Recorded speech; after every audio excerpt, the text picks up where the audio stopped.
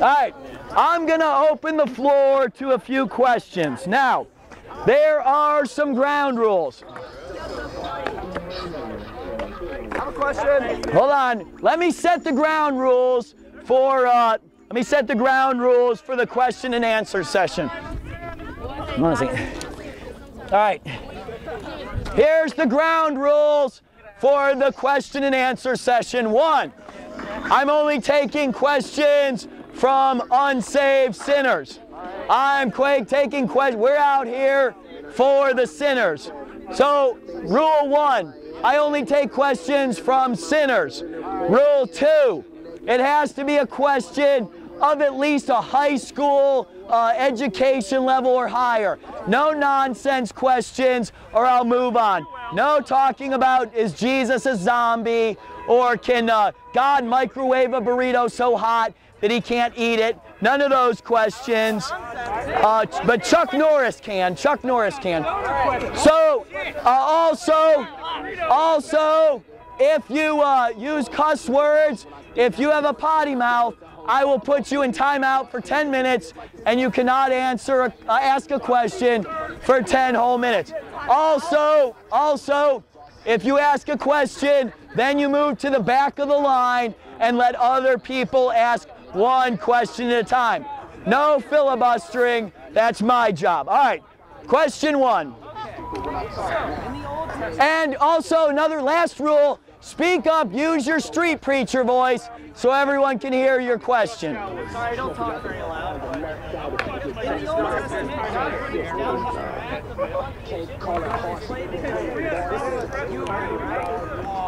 yeah. Where was he in the 1800s America? Where are the denizens of Joe?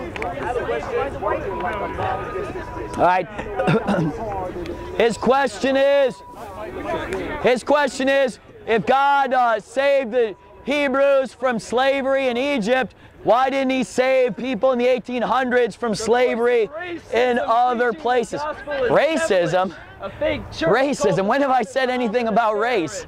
Forgetting God is not religion. When have I said anything about race? And Jesus is the most quoted prophet in the Quran. The Bible says, for there is but one race, only one race of men, that we come from one blood, one blood. There's only one race, folks, and that is the human race. Hold on. Well, the Bible says you are a slave to that which you obey. Either sin, which leads to death, or obedience, which leads to righteousness. God was right there. God allows man to have free will. If somebody wants to take a slave, then they have free will to take a slave. If someone wants to get drunk and drive out on the highway, they have the free will to do that. But those people will be punished severely. There's coming a day, the Bible says, it's appointed unto man once to die, and after this, the judgment. So God will allow sins to happen. Actually, the Bible speaks of this in a parable that Jesus said. It was the parable of the wheat and the tares. And a farmer and his workers sowed good wheat out into the field. But then they noticed as the wheat started coming up, that in the middle of the night at some point, his enemy came out and threw in weeds and tares out into the good wheat. And the people saw it and said, Master, there's weeds and tares in this good wheat. Should we pull up the weeds? And he said, no, don't pull up the weeds just yet, because if you do, you'll pull up the good wheat as well. He said, wait until the harvest. And when the harvest comes, gather all the weeds first, put them into bundles, and burn them. Then gather the wheat and bring it into my Father's barn and house. And that's what's going to happen at the end of time. The people who lived in drunkenness, the people who lived in keeping slaves, the people who lived in pornography, fornication, and other wickedness, they're going to be all pulled in on Judgment Day. And God is going to take the sinners and bundle them, cast them into a lake of fire, where there'll be weeping and wailing and gnashing of teeth, and he'll bring in the good wheat into his barn.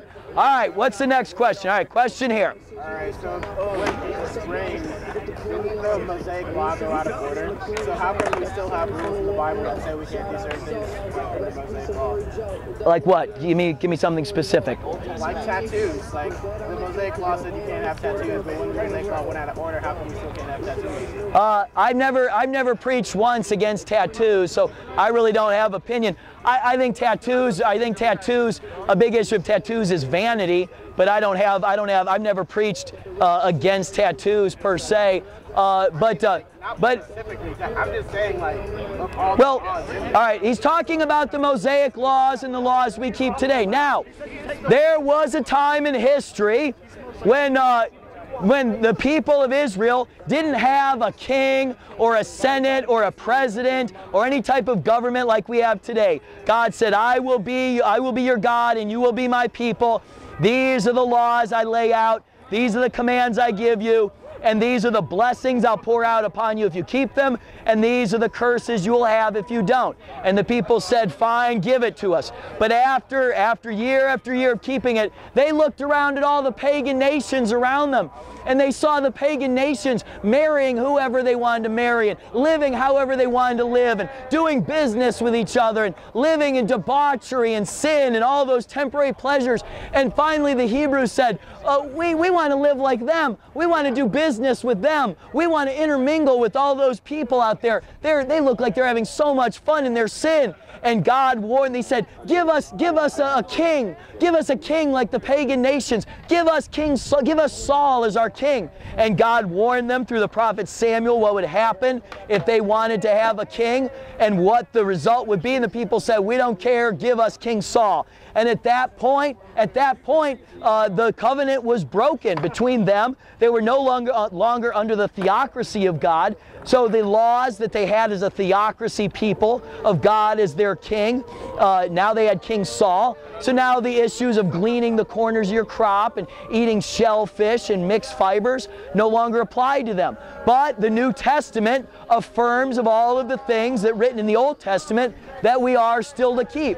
All of the 10 Commandments, no lying, no stealing, no fornication, no drunkenness, no adultery, all of these things, no murder. All of these things are still laws. All right, question. What about marijuana? Wrong according to the Bible? All right, he said, what about weed? What about marijuana? Is that wrong in the Bible? Well, the Bible says that you are to be sober-minded. Now, are you a glaucoma patient? Of course I am. I think you're also guilty of lying. The Bible says that all liars shall have their part in the lake of fire. So the Bible, I guarantee you say a lie. what have I lied about today? Everything. What, everything? Well, Everything you say is theory. There's no, like, fact. so evolution is a theory, so thank you for telling me that that's a lie. So hold on. Well, I know. No, you guys have never been, please, by all means. You guys, she said this is hate speech. Let me tell you something, this is the most loving thing that you could hear all day. You want to talk about hate? The homosexuals are the most hateful people out there. Homosexuals are killing more homosexuals than anyone else on the planet. Through their wicked diseases, through their filthy diseases, they're creating the worst STD you could ever have, sexually transmitted damnation. So you want to talk about love speech?